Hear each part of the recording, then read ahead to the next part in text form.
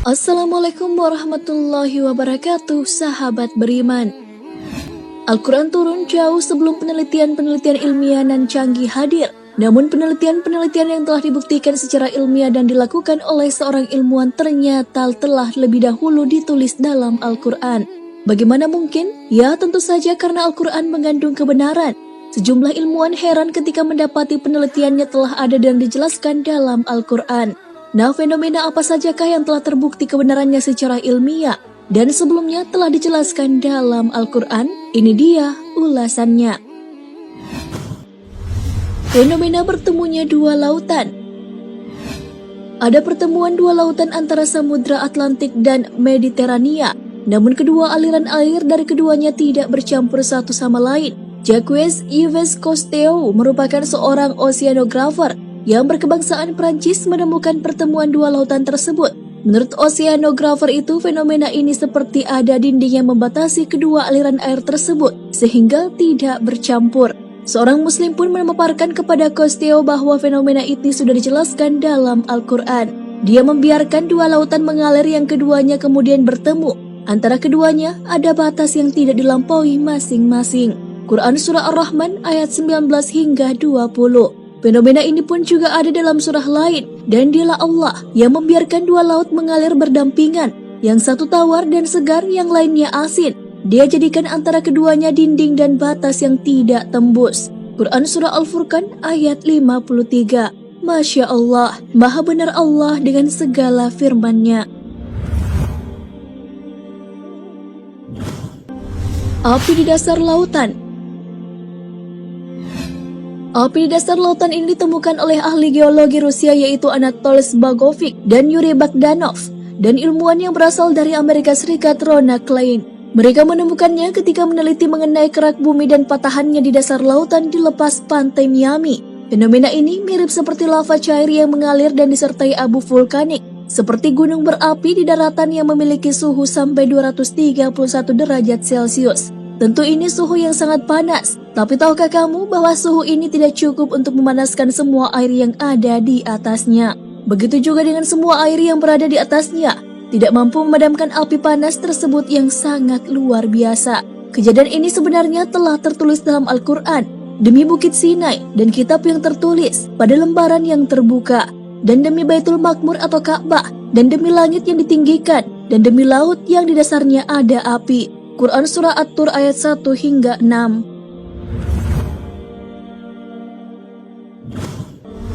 Penciptaan berpasang-pasangan.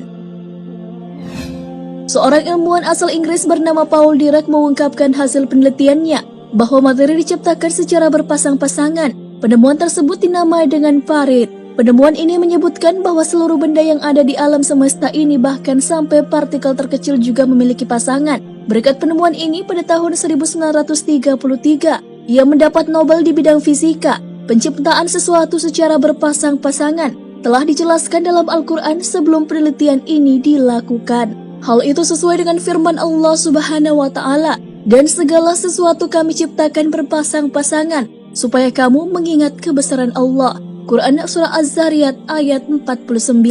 Kandungan ayat ini mengungkapkan bahwa yang berpasang-pasangan bukanlah manusia saja, tetapi juga seluruh makhluk. Hewan ada yang jantan dan ada yang betina.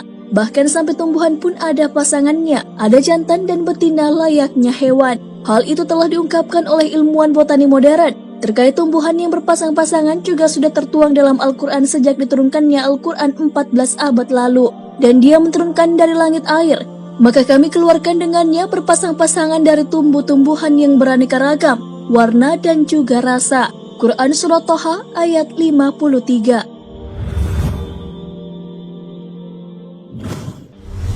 Jenis kelamin bayi. Hasil penelitian pada abad ke-20 dalam ilmuwan genetika memaparkan bahwa penentuan jenis kelamin bayi itu ditentukan oleh sperma pria. Dalam sperma tersebut terdapat dua kromosom, yaitu kromosom X yang isinya berupa sifat-sifat kewanitaan dan kromosom Y yang isinya sifat-sifat kelaki-lakian.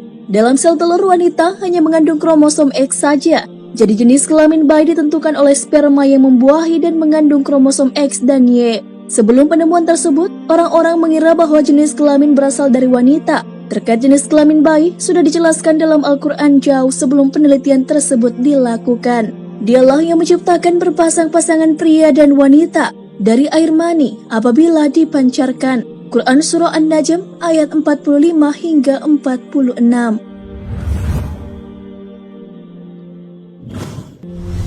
Jasad Fir'aun yang masih utuh.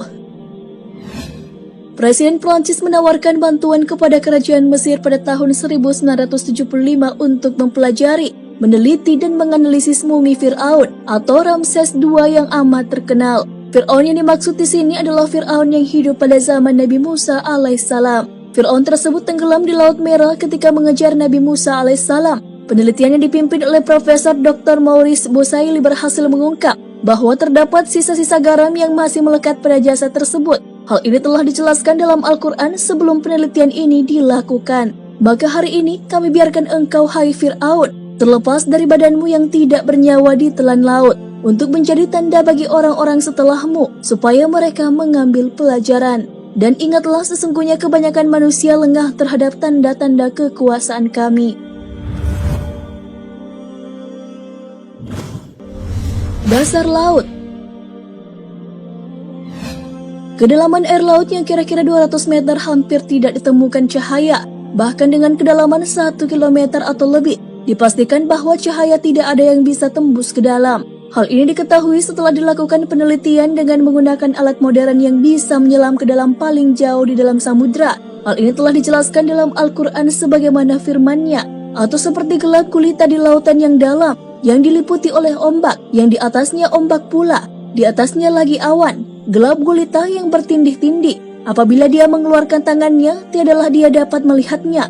Dan barang siapa yang tiada diberi cahaya petunjuk boleh Allah, tiadalah dia mempunyai sedikit pun. Quran Surah An-Nur ayat 40. Sahabat beriman, adanya beberapa penelitian yang ternyata sebelumnya telah tertulis dalam Al-Quran membuat kita semakin yakin bahwa Al-Quran adalah sebenar-benarnya kitab suci yang isinya adalah wahyu Allah.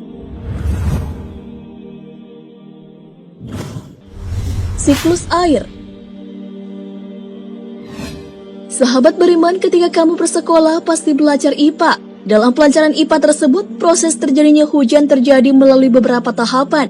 Air yang ada di permukaan bumi, baik itu di lautan, sungai maupun di kolam, akan menjadi uap ketika terkena sinar matahari. Uap inilah yang akan naik ke udara dan kemudian menggumpal dan membentuk awan. Awan ini pun bisa dibawa kemana saja oleh angin, sesuai kehendak Allah Subhanahu wa Ta'ala. Jika kandungan air dalam awan tersebut sudah jenuh, hujan pun turun dan nantinya air itu akan kembali lagi ke lautan. Proses ini pun ternyata telah dijelaskan dalam Al-Quran. Allah dialah yang mengirimkan angin, lalu angin itu menggerakkan awan dan Allah membentangkannya di langit menurut yang dikehendakinya dan menjadikannya bergumpal-gumpal. Lalu kamu lihat hujan yang keluar dari celah-celahnya. Maka apabila hujan itu turun mengenai hamba-hambanya yang dikehendakinya, tiba-tiba mereka menjadi gembira. Quran Surah Ar-Rum ayat 48.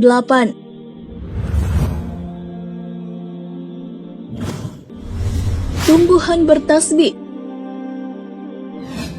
Majalah sains terkenal bernama Journal of Plant Molecular Biology mengungkapkan hasil penelitian tentang suara ultrasonik yang berasal dari tumbuhan. Penelitian dilakukan oleh tim ilmuwan yang berasal dari Amerika Serikat. Penelitian yang dipimpin oleh Profesor William Fromm ini merekam dan menyimpan suara ultrasonik yang berasal dari tumbuhan, kemudian diubah menjadi gelombang elektrik optik yang bisa ditampilkan ke layar monitor dalam bentuk rangkaian garis. Ternyata garis-garis tersebut membentuk lafaz Allah yang belakangan diketahui bahwa itu adalah kalimat tasbih. Fenomena ini ternyata telah dijelaskan dalam Al-Quran dan tak ada sesuatu pun melainkan bertasbih dengan memujinya. Tetapi kamu sekalian tidak mengerti tasbih mereka. Sesungguhnya dia adalah Maha Penyantun lagi Maha Pengampun. Quran Surah Al-Isra ayat 44.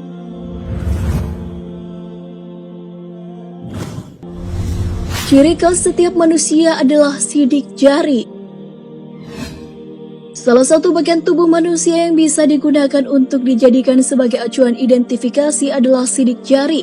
Karena sidik jari manusia adalah ciri khas setiap orang. Bahkan sidik jari menjadi metode yang digunakan dalam penyelidikan.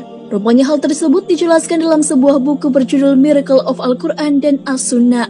Setelah penelitian tentang sidik jari pada tahun 1880 yang dilakukan oleh Sir Francis Galton, Dilansir dari okezone.com, hal inilah yang menjadi salah satu alasan polisi menggunakan sidik jari dalam mengidentifikasi pelaku kejahatan. Sidik jari orang yang satu dengan orang lain tentunya berbeda, sehingga menjadi alasan untuk digunakan mengenali pelaku tindak kejahatan. Perihal sidik jari telah dijelaskan dalam Al-Quran. Apakah manusia mengira bahwa kami tidak akan mengumpulkan kembali tulang belulangnya?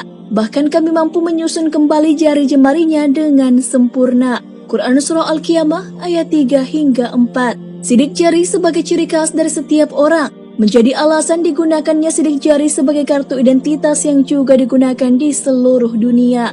Selain itu, sidik jari juga digunakan pada smartphone sebagai sistem keamanan karena sidik jari dinilai mampu menjaga keamanan data dalam perangkat teknologi.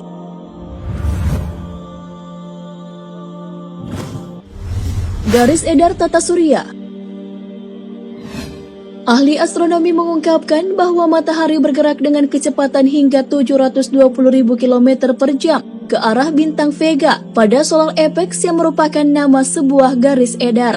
Tentu pergerakan ini sangat cepat. Hal ini dapat diartikan bahwa matahari bergerak kurang lebih 17.280.000 km dalam kurun waktu sehari. Tak hanya matahari, semua planet, satelit dalam sistem gravitasi matahari juga menempuh jarak yang sama. Bahkan semua bintang pun. Fenomena tata surya dan garis edar telah dijelaskan dalam Al-Quran, dan matahari berjalan di tempat peredarannya. Demikianlah ketetapan yang maha perkasa lagi maha mengetahui. Telah kami tetapkan manzilah-manzilah, sehingga setelah dia sampai ke manzilah yang terakhir, kembalilah dia sebagai bentuk tandan yang tua. Tidaklah mungkin bagi matahari mendapatkan bulan, dan malam pun tidak dapat mendahului siang, dan masing-masing berada pada garis edarnya.